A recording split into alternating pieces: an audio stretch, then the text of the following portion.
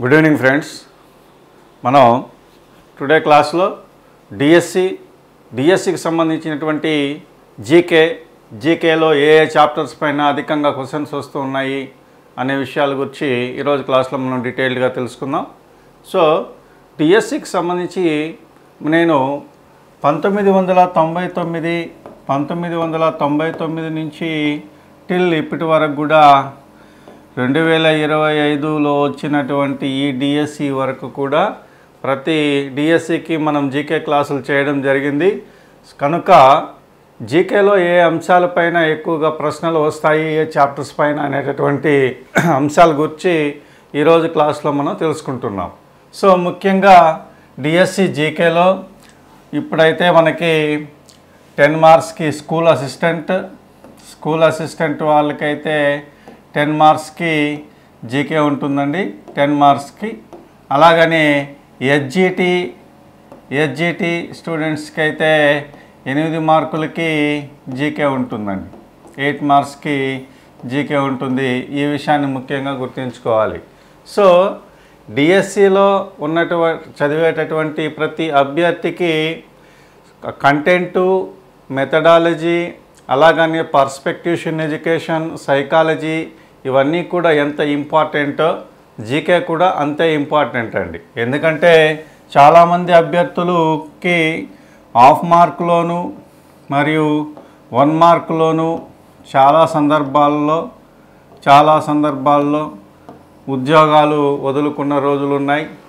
తక్కువ వచ్చినటువంటి మార్కుల వల్ల హాఫ్ మార్కు తక్కువ వచ్చి ఉద్యోగం వదులుకున్న వాళ్ళు ఉన్నారు, 1 మార్కుతో ఉద్యోగం మిస్ అయిన వాళ్ళు కూడా ఉన్నారు. కాబట్టి ప్రతి అంశాన్ని మీరు నిర్లక్ష్యం చేయకుండా మనకున్నటువంటి ఈ 45 డేస్లో మనం ఏ చాప్టర్స్ని అయితే మనం క్యాలిక్యులేటెడ్గా చదివి ఎక్కువ స్కోర్ చేయడానికి ఎలా చేయాలనేటటువంటి అంశాలపైన ఈరోజు మనం క్లాస్ చేసుకుంటూ ఉన్నాం.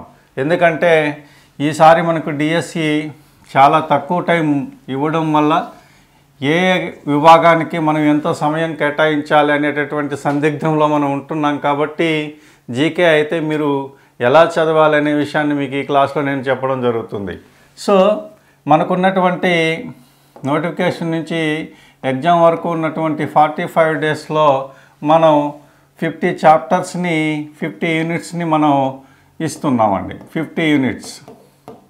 ఈ 50 యూనిట్స్లో కొన్ని యూనిట్స్ ఒక్క రోజులో 1 డేలో చదివేటటువంటి యూనిట్స్ కొన్ని ఉన్నాయి, 2 యూనిట్స్ను 1 డేలో చదివేటటువంటి యూనిట్స్ కూడా ఉన్నాయి.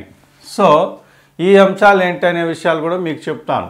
ప్రతిరోజు మీరు 40 మినిట్స్ నుంచి 1 అవర్ మీకు జీకే అండ్ కరెంట్ అఫైర్స్ పైన మీరు గన కేటాయించినట్లయితే మీరు ఖచ్చితంగా జీకేలో మంచి స్కోర్ చేయడానికి అవకాశం ఉంటుంది.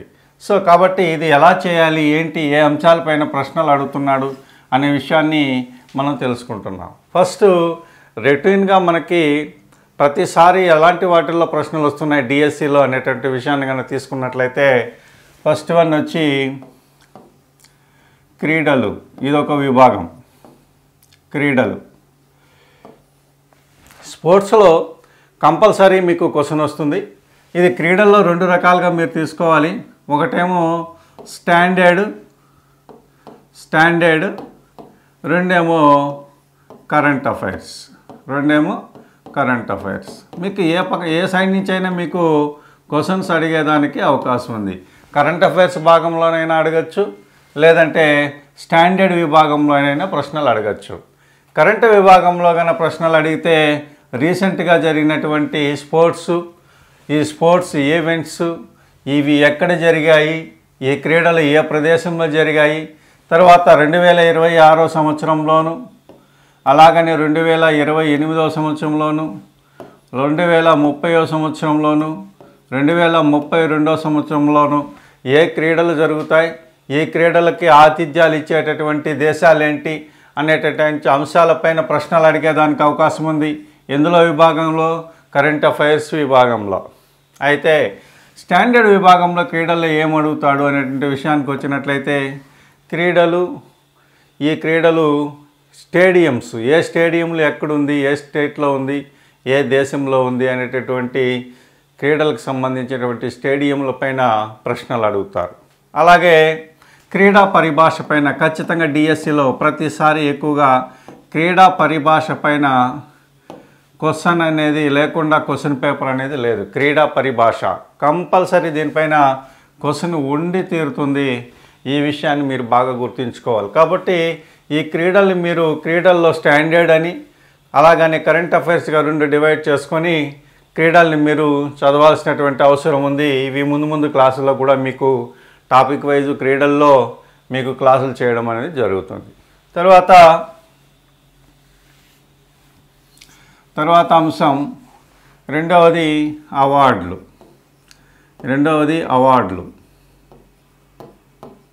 అవార్డుల పైన కూడా ఒక ప్రశ్న అడిగేదానికి అవకాశం ఉంది. ఏ అవార్డు అయినా కావచ్చు.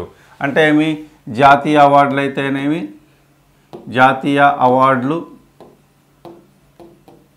అలాగనే అంతర్జాతీయ అవార్డులు వీటిపైన కూడా ప్రశ్న అడిగేదానికి అవకాశం ఉంది. జాతీయ అవార్డులు ఏంటివి, అంతర్జాతీయ అవార్డులు ఏంటి, ఇటీవల రీసెంట్గా ఎవరికి అవార్డులు వచ్చాయి అనేటువంటి విషయాలు. దీంట్లో కూడా మీరు స్టాండర్డ్ ఒక సైడు, అలాగని కరెంట్ అఫైర్స్ ఒక సైడు చూసుకోవాలి. కరెంట్ అఫైర్స్ అంటే రీసెంట్గా ఎవరెవరికి ఏ అవార్డులు వచ్చాయి, 2024లో ఎవరికి వచ్చాయి, 2025లో ఈ అవార్డులు ఎవరికి వచ్చాయి అనేటువంటి విషయాలపైన అందరి వ్యక్తుల గురించి మనం అన్ని అవార్డులు చదవాల్సినటువంటి అవసరం ఉంటుంది. వీటిలో స్టాండర్డ్ విషయానికి వచ్చినట్లయితే ఈ అవార్డు యొక్క బ్యాక్గ్రౌండ్ అంటే మీ చరిత్ర, అంటే భారతరత్న అవార్డు అని అనుకుందాం. భారతరత్న అవార్డు ఎప్పుడు ప్రవేశపెట్టారు, భారతరత్న అవార్డు ఎంతమందికి మహిళలకు వచ్చింది, భారతరత్న అవార్డు ఎంతమంది విదేశీయులకు వచ్చింది, ఇట్లాంటి విషయాలపైన మీకు స్టాండర్డ్లో కూడా క్వశ్చన్లు అడిగేదానికి అవకాశం ఉంది. కాబట్టి అవార్డులని మీరు జాతీయ అవార్డులని, అంతర్జాతీయ అవార్డులని డివైడ్ చేసుకొని చదవాల్సినటువంటి అవసరం ఉంది. ఈ చాప్టర్లో కూడా ఖచ్చితంగా ప్రశ్న వచ్చేదానికి అవకాశం ఉంది. తర్వాత జీకే పాయింట్ ఆఫ్ వ్యూలో ఇంకొక విషయం ఏంటంటే దినోత్సవాలు.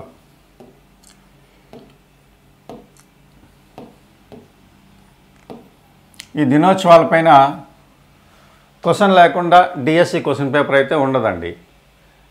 నాట్ ఓన్లీ డిఎస్సి అండి, విఆర్ఓ కానీ ఇంకా ఎనీ అదర్ కాంపిటేటివ్ ఎగ్జామ్, ఏ కాంపిటేటివ్ ఎగ్జామ్లో అయినా కానీ దినోత్సవాలు వాటి యొక్క థీమ్స్ వీటిపైన క్వశ్చన్ లేకుండా క్వశ్చన్ పేపర్ అయితే ఉండదు. ఇప్పుడు చెప్పినటువంటి 3 టాపిక్స్లోనూ 3 క్వశ్చన్లు ఖచ్చితంగా 100% ఉంటాయి, డౌట్ అయితే లేదు. సో ఈ దినోత్సవాల్లో మీరు జాతీయ దినోత్సవాలు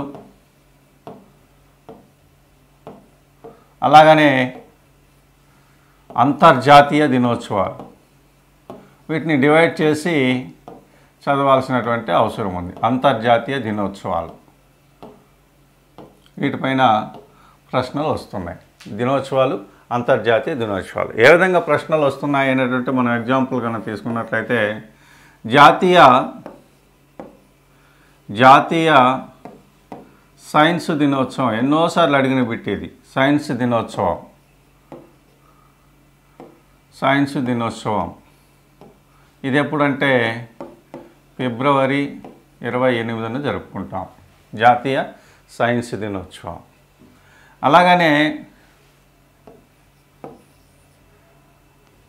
సైన్స్ అండ్ టెక్నాలజీ దినోత్సవం, జాతీయ సైన్స్ అండ్ టెక్నాలజీ దినోత్సవం, సైన్స్ అండ్ టెక్నాలజీ దినోత్సవం ఇది వచ్చి మే 11. ఇక్కడ డిఫరెన్స్ గమనించాలి. మనము ఎగ్జామ్లో క్వశ్చన్ పేపర్లో చూడగానే సైన్స్ అని కనపడగానే మనం ఫిబ్రవరి 28 ఆప్షన్స్లో ఫిబ్రవరి 28 ఉంటుంది, మే 11 ఉంటుంది. జాతీయ సైన్స్ దినోత్సవం ఎప్పుడు జరుగుతుందని క్వశ్చన్ అడుగుంటాడు. అడిగినప్పుడు మనం సైన్స్ అని కనపడగానే మనం ఫస్ట్ స్ట్రైక్ అయ్యేది ఫిబ్రవరి 28 స్ట్రైక్ అయింది కాబట్టి టకామని మనం ఫిబ్రవరి 28 అనేటటువంటి ఆన్సర్ని పికప్ చేసేదానికి అవకాశం ఉంది. అది మనం క్వశ్చన్ బాగా చదివి ఆన్సర్ చేయాల్సిన అవసరం చాలా ఉంది. కాబట్టి జాతీయ సైన్స్ దినోత్సవం వేరు, జాతీయ సైన్స్ అండ్ టెక్నాలజీ దినోత్సవం వేరు. ఇది మే 11, ఇది ఫిబ్రవరి 28 అనేటటువంటి విషయాన్ని మీరు ఇక్కడ గుర్తించాలి. ఎందుకంటే ఇది చాలా ఇంపార్టెంట్. ఇది ఎందుకు చెప్పాను అంటే క్వశ్చన్ మీరు ఖచ్చితంగా చదివి ఆన్సర్ చేయాల్సినటువంటి అవసరం చాలా ఉంది. క్వశ్చన్ చదవకుండా మీరు ఆన్సర్ చేయలేరు. కాబట్టి క్వశ్చన్ చదివి వీటిలో ఆన్సర్ చేయాల్సిన అవసరం చాలా ఉంది.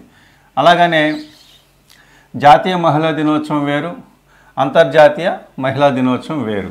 సో కాబట్టి వీటి డిఫరెన్సెస్ని మీరు గమనించాలి. అలాగనే మనకి జనాభా దినోత్సవం పైన కూడా క్వశ్చన్ చాలాసార్లు అడిగాడు. జనాభా దినోత్సవాన్ని ఎప్పుడు జరుపుకుంటారు అనేటటువంటి విషయాన్ని. జనాభా దినోత్సవం ఇది కూడా జూలై 11న జనాభా దినోత్సవాన్ని జరుపుకుంటాం. సో ఎప్పటి నుండి జరుపుకుంటున్నాము అనేటటువంటి విషయాన్ని తెలుసుకున్నట్లయితే 1987 నుంచి మనం జాతీయ జనాభా దినోత్సవాన్ని జరుపుకుంటున్నాం. 1987. సో ఎందుకు 1987 నుంచి జాతీయ జనాభా దినోత్సవాన్ని జరుపుకుంటున్నామంటే ఆ రోజుటికి ప్రపంచ జనాభా 500 కోట్లకు చేరుకుంది అని అర్థం. ప్రపంచ జనాభా 500 కోట్లకి 1987 జూలై 11 నాటికి చేరుకోవడం సందర్భంగా దీన్ని మనం ఆ రోజు నుంచి మనం అంతర్జాతీయ జనాభా దినోత్సవాన్ని జరుపుకుంటున్నాం. అలాగనే the day of 6th billionth అని ఏ రోజును పిలుస్తారు? The day of 6th billion day అని ఏ రోజును పిలుస్తారనేటువంటి క్వశ్చన్ కూడా మీకు అడిగేదానికి అవకాశం ఉంది. అంటే ప్రపంచ జనాభా 600 కోట్లకు చేరుకున్న రోజు దాని అర్థం. ప్రపంచ జనాభా 600 కోట్లకి ఎప్పుడు చేరుకునింది అంటే 1999 అక్టోబర్ 12 నాటికి ఈ 600 కోట్లు చేరుకుంది. కాబట్టి దాన్ని the day of 6th billionth day అని పిలుస్తూ ఉన్నాం. సో ఇలా కూడా మీకు జీకేలో క్వశ్చన్లు అడిగేదానికి అవకాశం ఉంది. తర్వాత ద గ్రేట్ డివైడ్ ఇయర్, గొప్ప విభాజక సంవత్సరం ఏది అని కూడా అడిగేదానికి అవకాశం ఉంది. అది 1921 అనేటటువంటి విషయాన్ని. మీరు ఈ జనాభా అనేటటువంటి చాప్టర్ని మనం తీసుకొని ఆ చాప్టర్లో చదివేటప్పుడు ఈ గ్రేట్ డివైడ్, గొప్ప విభాజక సంవత్సరం ఏంటి, ఏ జనాభా ఏ సంవత్సరంలో జనాభా వృద్ధి రేటు తగ్గింది, ఎప్పుడు పెరిగింది, గ్రోత్ రేట్స్ అనేటటువంటి జనాభా సిద్ధాంతాలను కనుక మనం తీసుకున్నట్లయితే మనం దీని గురించి మనం ఈజీగా ఆన్సర్ చేయడానికి అవకాశం ఉంది. మున్ముందు క్లాసుల్లో కూడా మీకు ఈ క్లాసులు చెప్పడం అనేది జరుగుతుంది. దినోత్సవాలపైన కూడా ఖచ్చితంగా ఒక ప్రశ్న వచ్చి తీరుతుంది. ఇంకా మనకి ప్రముఖులు నియామకాలపైన ప్రశ్న వచ్చేదానికి అవకాశం ఉంది. ప్రముఖ సంస్థలు నియామకాలు, ఏ సంస్థకి ఎవరు హెడ్స్గా ఉన్నారు అనేటటువంటి వాటిపైన ప్రశ్నలు అడిగేదానికి అవకాశం ఉంది.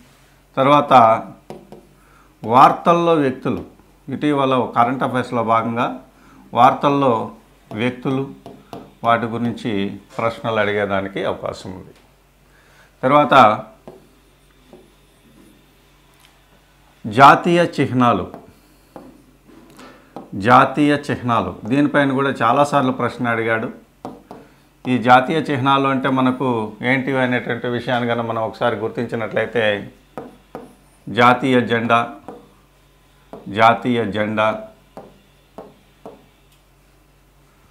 అలాగనే జాతీయ చిహ్నము,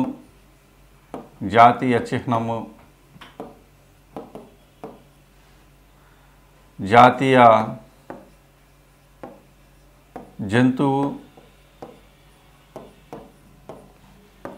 జాతీయ పక్షి, జాతీయ పండు, జాతీయ ఫలం. సో ఇలానే మనకి క్వశ్చన్లు వీటిపైన కూడా ఖచ్చితంగా ప్రశ్నలు అడిగేదానికి అవకాశం ఉంది. ఈ విషయాలు కూడా మనం గుర్తుంచుకోవాలి. తర్వాత ప్రముఖ వ్యక్తులు వారు ఇచ్చినటువంటి నినాదాలు. ప్రముఖ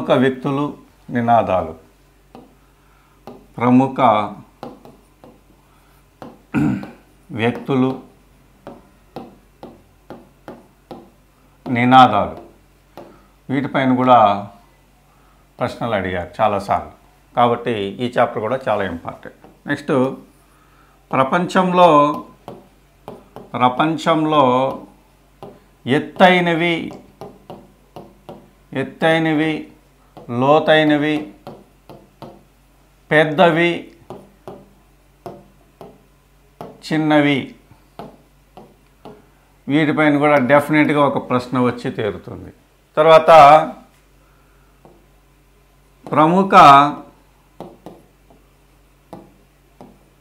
ప్రముఖ పట్టణాలు మారు పేర్లు, వాటిని ఏ పేరుతో మారు పేర్లతో పిలుస్తారు, దీనిపైన కూడా చాలాసార్లు ప్రశ్నలు అడిగారు. ప్రముఖ పట్టణాలు మారు పేర్లు. తర్వాత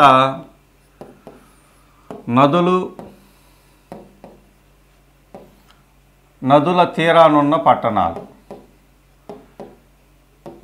ఏ పట్టణము ఏ నదీ తీరాన ఉంది అనేటటువంటి ప్రశ్నలు. తర్వాత జాతీయ పార్కులపైన డెఫినెట్ ప్రశ్న, ఖచ్చితమైన ప్రశ్న. జాతీయ పార్కులపైన ఖచ్చితంగా ప్రశ్న అడుగుతున్నాడు. జాతీయ పార్కులు, నేషనల్ పార్క్స్, అలాగనే టైగర్ రిజర్వ్స్ ఏంటి, సో ఇలాంటి విషయాలపైన ప్రశ్నలు అడుగుతారు. వీటిని మీకు విపులంగా మీకు క్లాసెస్లో చెప్పడం అనేది జరుగుతుంది, జాతీయ పార్కులు అనే దానిపైన. తర్వాత భారత రాజకీయ ముఖ చిత్రం, పాలిటీ పైన ప్రశ్నలు అడుగుతారు. ఈ పాలిటీ పైన ఏంటంటే ఎలాంటి ప్రశ్నలు అడుగుతారు అంటే, ప్రస్తుతం రాష్ట్రపతి, ఎన్నో రాష్ట్రపతి, అలాగనే ఫస్ట్ రాష్ట్రపతి ఎవరు, అత్యధిక కాలం పనిచేసినటువంటి రాష్ట్రపతి ఎవరు, అలాగని ప్రధానమంత్రులు, అలాగనే స్పీకర్లు, అలాగనే సుప్రీంకోర్టు చీఫ్ జస్టిస్కి సంబంధించినటువంటి అంశాలు, గవర్నర్లకు సంబంధించినటువంటి అంశాలు.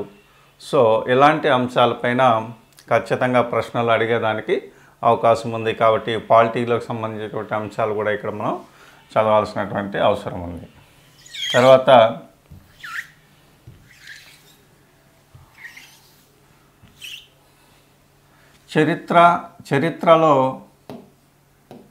చరిత్రలో ప్రముఖ దినాలు, ముఖ్యమైనటువంటి దినాలు మరియు యుద్ధాలు, వీటిపైన కూడా ప్రశ్న అడిగేదానికి అవకాశం ఉంది. కంపల్సరీ వస్తుందని కాదు, కానీ ఈ విషయాన్ని మనం చదవాల్సినటువంటి అవసరం చాలా ఉంది. ఈ విషయాన్ని కూడా చదవాలి. తర్వాత జాగ్రఫీకి సంబంధించిన విషయాలు కనుక తీసుకున్నట్లయితే, సౌర వ్యవస్థ, సూర్యుడికి సంబంధించినటువంటి గ్రహాలు, ఈ గ్రహాల గమనం పట్టడానికి కాలం, అలానే గ్రహాల యొక్క ప్రత్యేకతలు, సూర్యుడికి సంబంధించినటువంటి గ్యాసెస్, వాయువులు, ఏ వాయువు ఎంత శాతం ఉన్నాయి ఏంటి అనేటటువంటి అంశాలపైన, అలాగనే సౌర వ్యవస్థలో ఇంకొక అంశం సూర్యుడు మరియు చంద్రుడు, వీటి గురించి కూడా ప్రశ్నలు అడిగేదానికి అవకాశం ఉంది. తర్వాత ముఖ్యమైనటువంటి ఖనిజాలు,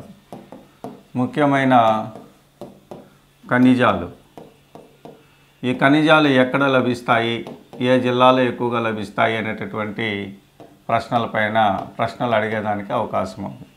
తర్వాత అడవులు ఉత్పత్తులు.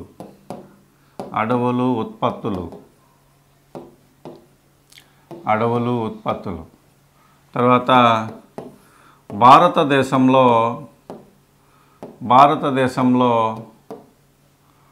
ప్రముఖ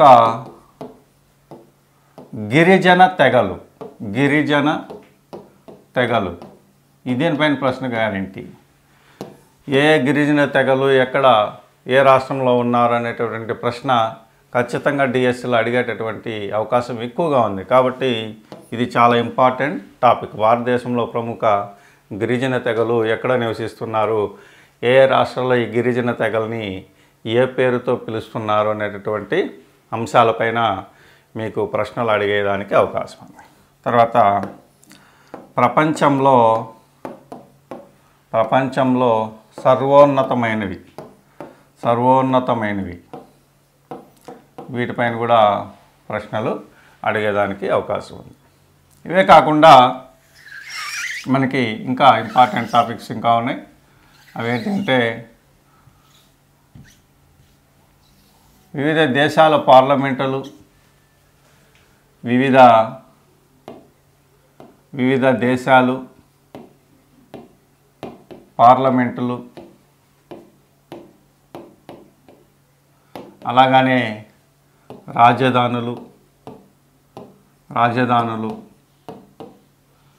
కరెన్సీలు వీటిపైన కూడా ప్రశ్నలు అడిగేదానికి అవకాశం. తర్వాత సైన్స్ పరంగా వచ్చినట్లయితే డిసీజెస్ అంటే మీ వ్యాధులు, వీటిపైన ప్రశ్న గ్యారంటీగా ఉంటుంది. వ్యాధులు వీటిల్లోనే మీరు చదువుకోవాలి, డివైడ్ చేసుకుని ఏంటంటే బ్యాక్టీరియల్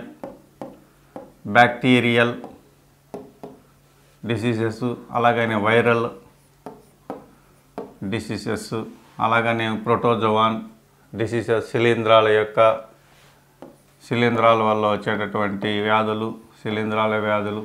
సో ఇలా వ్యాధులకు సంబంధించినటువంటి అంశాలను కూడా మనం చదవాలి. తర్వాత విటమిన్స్, ఖచ్చితంగా విటమిన్స్ పైన క్వశ్చన్ వస్తుంది, డెఫినెట్ క్వశ్చన్.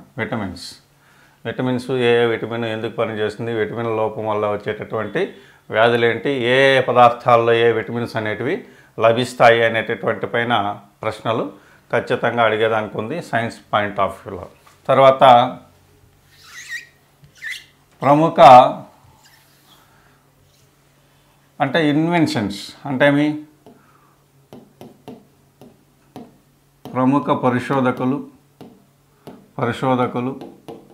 వారు కనుగొన్నటువంటి విషయాలు, కనుగొన్నారు, ఏ ఆవిష్కరణలు చేశారు, ఇలాంటి విషయాలు. టీవీ ఎవరు కనుగొన్నారు, కంప్యూటర్ ఎవరు కనుగొన్నారు, సో ఇలాంటి విషయాలు వీటిపైన కూడా మీకు ప్రశ్నలు ఖచ్చితంగా ఒక ప్రశ్న వచ్చి తీరేటటువంటి అవకాశం ఉంది.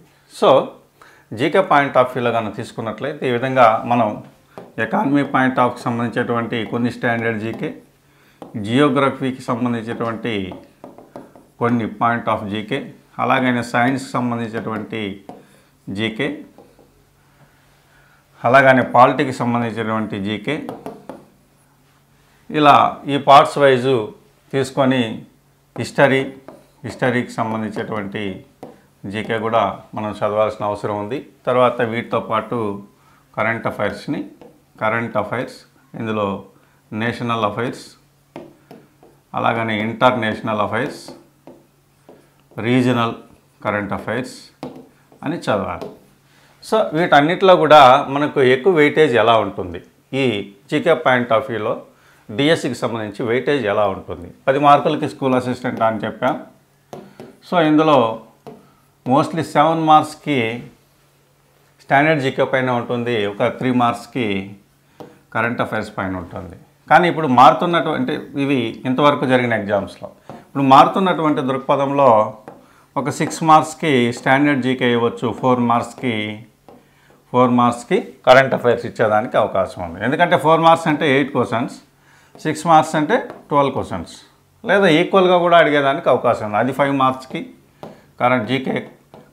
స్టాండర్డ్ జీకే 5 మార్క్స్కి, కరెంట్ అఫైర్స్ 5 మార్క్స్కి క్వశ్చన్స్ అడిగేదానికి అవకాశం ఉంది. కాబట్టి ఇప్పుడు ఉన్నటువంటి తక్కువ టైంలో మనం ఏ చాప్టర్స్ని మనం చదివితే అత్యధికంగా స్కోర్ చేయొచ్చు అనే విషయాల్ని మనం చూసినట్లయితే ప్రీవియస్ పేపర్లో కూడా తరచుగా ఏ చాప్టర్స్ పైన ప్రశ్నలు అడిగారు, ఇప్పుడు కూడా ఎలాంటి ప్రశ్నలు అడగచ్చు అనేటటువంటి విషయాన్ని తీసుకొని ప్రతిరోజు కంపల్సరీ 40 minutes to 1 hour మీరు డైలీ ఈ కరెంట్ అఫైర్స్ అండ్ జీకే పైన మీరు పెట్టి ఒక ఎగ్జామ్ కనుక మీరు రాసినట్లయితే మీరు పరిపూర్ణంగా మీకు కావాల్సినటువంటి స్కోర్ని జీకేలో చేయడానికి అవకాశం ఉంది. ఇవి క్లాసెస్ అన్నీ కూడా మీకు 40 daysలో ఈ జీకే కంప్లీట్ చేసే విధంగా మనం జేమ్ ఆన్లైన్ యాప్లో మనం ప్రతిరోజు ఒక చాప్టర్ని చిన్న చాప్టర్స్ అయితే 2 చాప్టర్స్ని డైలీ మీకు అప్లోడ్ చేయడం జరుగుతుంది. సో దీన్ని కనుక మీరు ఫాలో అయినట్లయితే కనుక జీకేలో మీరు 100% స్కోర్ సాధించడానికి అవకాశం ఉంటుంది. Thank you.